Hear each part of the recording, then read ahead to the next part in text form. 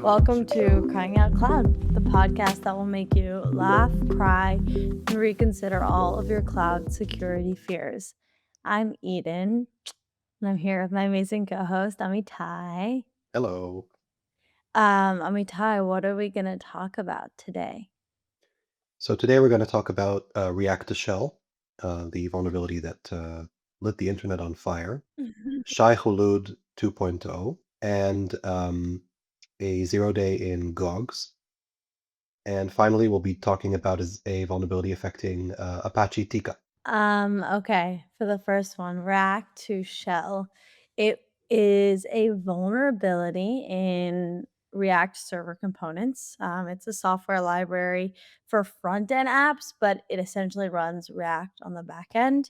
What was interesting about this is it went down as an embargo. What happened exactly? So what happens with sort of big bugs like this, where um, the people who discover it or the vendor whose products are affected, if they know that this is going to cause a splash, and if they know that this is something that's going to be heavily exploited, or if they have a feeling it's going to be, then they'll basically place an embargo on the information and share it with a few select other companies or researchers.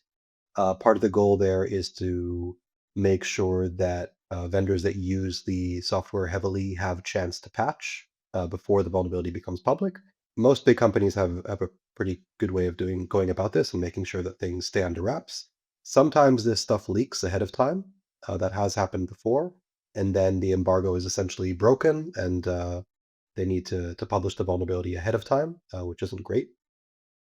The reason they do this in the first place is just because once you publish a vulnerability, once everybody knows about it, it's a race against time until it gets exploited. Yeah. So you want to give defenders advantage. Yeah, and this one specifically is big, right? Like in this case, the embargo was important because it had like a lot of impact, a lot of potentially or actually impacted environments. So React itself is incredibly popular. Many people use it. React Server Components is a bit rarer, but specifically, it is being used in something called Next.js, which is a very, very popular library used by tons of websites. Our data shows that a very large percentage of cloud environments use Next.js. And for this vulnerability specifically, around 50% of environments had this vulnerability somewhere in their environment, even on whether it was internal or external resources. And around 10% actually had it exposed from the outside, like actually validated as exploitable, which is a very large number.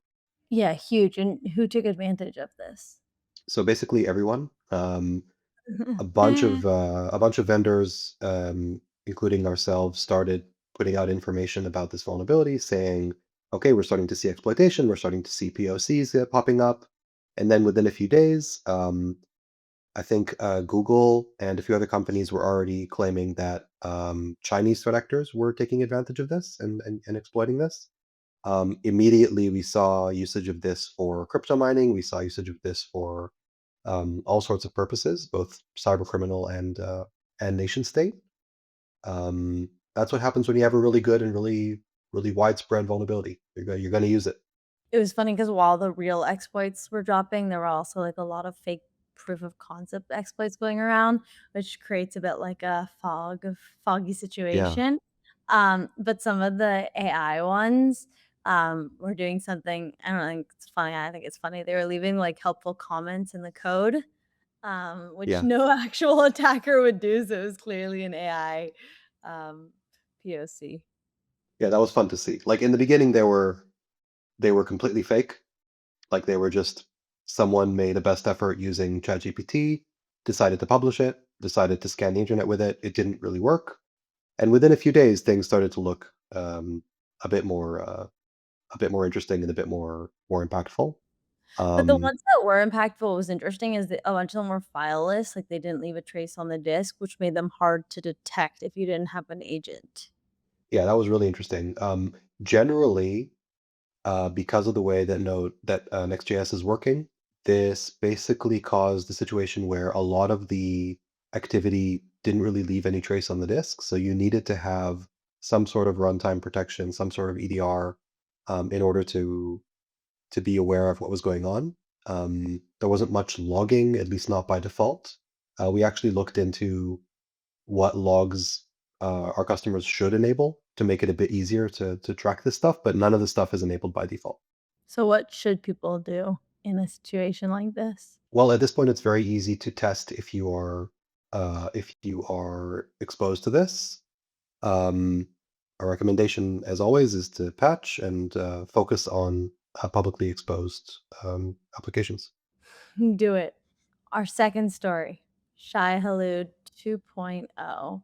We're already seeing a sequel very fast. What is the first Shai-Hulud? So Shai-Hulud was a worm.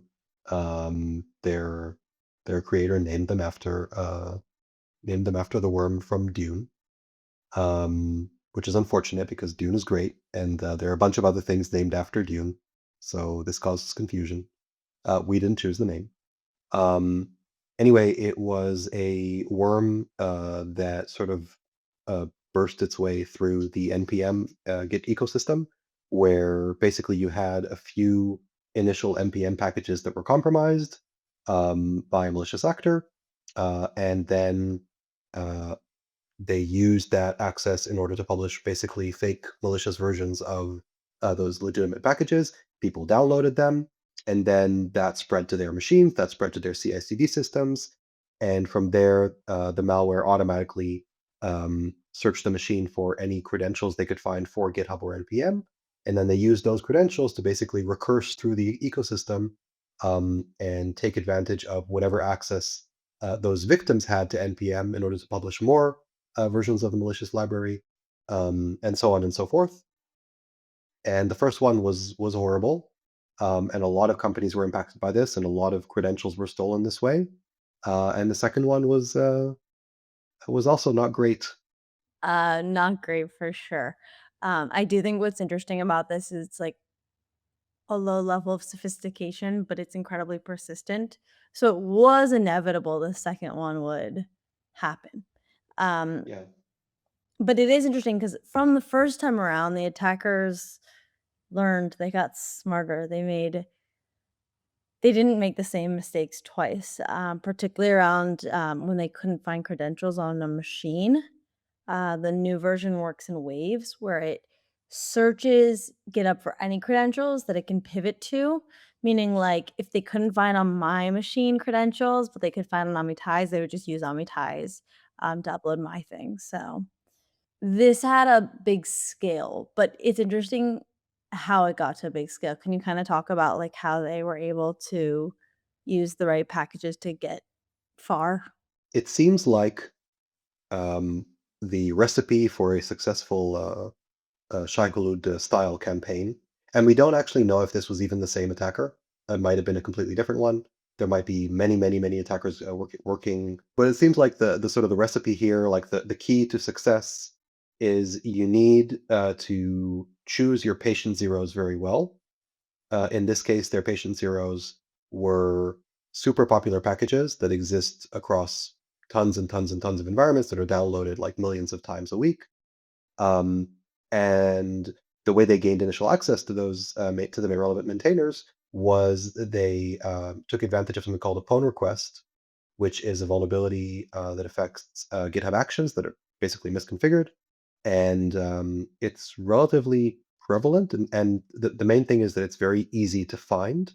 There's a lot of open source tooling out there, like offensive security tooling that basically anyone can run across any repository in the world.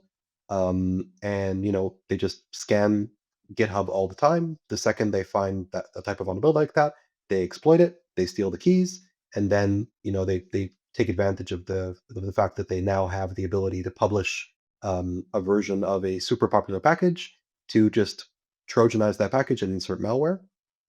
And in this case, there were around 10 packages owned by, I think, like two or three vendors that got popped in this case. And that was enough to cause this to propagate through the entire ecosystem really, really, really, really quickly. The key here is the attacker needs some way to hijack super prevalent packages, and from there, they can just go to town. How can you protect yourself? So that's a good question. There's a sort of a shared responsibility model here that we need to consider. There are things that NPM, GitHub, GitLab, PyPy, etc., can do here to make this a lot more difficult to happen in the first place, like making sure that you can't publish a version of your package to NPM without MFA, for example, and that is something that NPM is starting to work on. Um, and you could also, in terms of the GitHub action, you could make the pull request a thing of the past by just making it a lot more difficult to exploit. That's also something that GitHub is improving out a lot. In terms of what you can do as an organization to prevent yourself from being exposed to this sort of thing, first of all, if you don't want to become patient zero, you need to make sure that you are have a super hardened release system where you never publish anything unless you intend to, where you have review and control over every time you publish a version to NPM. You want to make sure that you don't have any credentials for your maintainers lying around anywhere. There's a lot of really basic things you can do to make sure that you are not the next patient zero to this. In terms of preventing yourself from being a victim here, from being like a carrier of the worm, the easiest thing you can do is just not download the latest version of any package. Like always wait a few days or a week. That's turned out to be super effective at preventing the spread. It's basically like doing, like quarantining people during COVID, I guess, but just instead of quarantining in space, you're quarantining in time. Never meet anyone new unless they've been around for more than a few days and you know that they're not sick, I guess. And, you could use a proxy, within your organization to enforce this. You can enforce it at the level of the tooling that you use to pull packages from NPM and PyPy. Lots of things you can do here. Okay, story number 3, Gogs 0 Day. Gogs, if you don't know, is an open source alternative to GitHub, and Amitai's team actually found, or maybe more precisely, stumbled into this 0 day vulnerability. Um, what did they find? So we weren't looking for vulnerabilities in the traditional sense. It wasn't like we were reviewing the source code and trying to find vulnerabilities or anything like that. The first thing that Gili and Yara from my team saw when they were looking into this was basically post exploitation activity on a machine that had Gogs installed. Um, and the machine seemed to be not at risk. Like there were no vulnerabilities being detected on it or anything like that, just the malware running there. And they started looking into this and tried to figure out what the malware was doing. And then their next question, which is an important question, is how did they get there? Mhm. Um, and the answer is almost always either a vulnerability or a misconfiguration. And in this case, they couldn't find anything. So that's when they started to look in a bit more deeper into the code itself, trying to figure out what might have happened here. And that is how they actually found that there is a vulnerability affecting Gogs in its latest version, and that the attacker had probably realized this a while ago and began exploiting this. How widely was this exploited? Like, how big is the territory of compromise? So once they realized that there was a vulnerability here, they started looking for other cases where this might have happened. Um, uh, we looked at scan data to see where else in the world Gogs is exposed. It seems to Mhm. mostly be used in Asia. And once we started looking into this, we actually found that like 70 or 80% of all instances of this technology that are exposed in the world were targeted by this attacker. Like this attacker really went to town. Who is the attacker? Do we know? We don't know. I mean, they're just an opportunistic cyber criminal focusing on using compute to mine cryptocurrency. Um, that's pretty much all we know. And is it fixed? Like, do the maintainers take care of it? So unfortunately, not. We reported this a few months ago. They're taking their time to fix this. That's sort of why we decided to go public with this. We waited a long time, and then we eventually decided, okay, enough's enough. So, TLDR, don't expose your Gogs to the internet. Yep. Probably best practice anyway, but at the moment, that's really the only option you have because you can't patch this. Our last story, Apache Tika. Apache Tika because you can't really tell from the name what it is a PDF parsing library. It is used under the hood by many apps.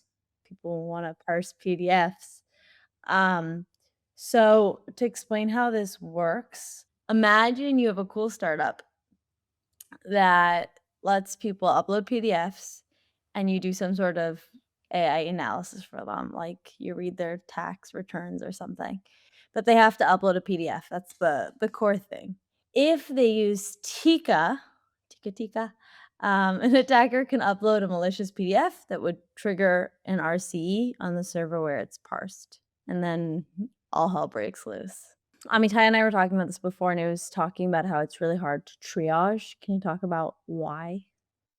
So, um, any vulnerability that's really prevalent is automatically hard to handle because you just have a lot of a lot of cases that you need to prioritize between. In this case, it's not like you can just say like I'm going to prioritize publicly exposed machines that are running Tika or publish cases um, where I can see Tika running from the outside when using an authenticated scan or something like that, because Tika is running behind the scenes. Mhm, Um, and there's also not much you can do here, and it's not like it's dependent on how you're using Tika. It's just like if you're uploading the PDF, then you're at risk. Like if you accept PDF from untrusted sources, you're going to be at risk. And mhm. you might have Tika on some like internal machine that's getting things from a front end, so it makes it a bit difficult to prioritize. Some of the stuff that we've been recommending customers do is a there are cases where Tika is literally exposing a server to the internet. It doesn't do that by default, but that might exist in your organization. So that's definitely what you should handle first because that's the most at risk. Second, you can, if you're able to do that, search for cases where you can find Tika installed on a machine that also has a bunch of PDFs. Like that might indicate that it's being used for PDF parsing and actually in use.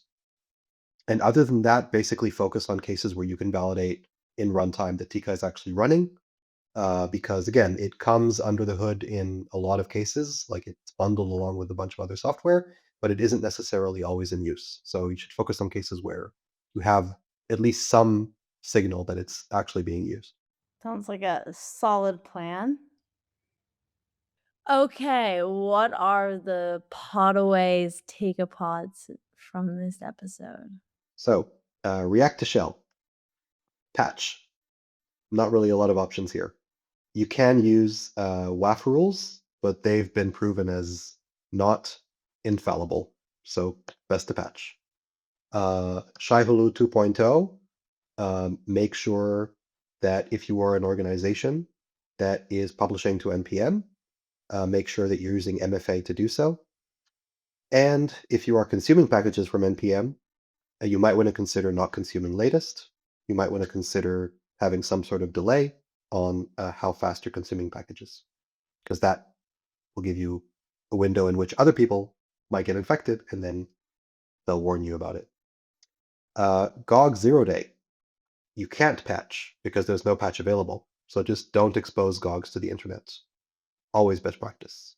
And Apache Tika, uh, patch, but since it's incredibly prevalent, you should probably focus on cases where it's literally exposing the server to the internet, or if it's being used by an app that is being exposed to the internet, or if you can find it on servers in your environment that have a bunch of PDFs, because that might indicate that they are actually being parsed by Apache Tika, which means that it might be accepting PDFs from untrusted sources. Maybe not, maybe yes, but that gives you some sort of signal to work with. All right. Well, if you enjoyed the show, be sure to subscribe and share a link to the podcast, but not your cloud keys. And as always, if your cloud security strategy is making you cry, don't worry, just cry out loud. Security.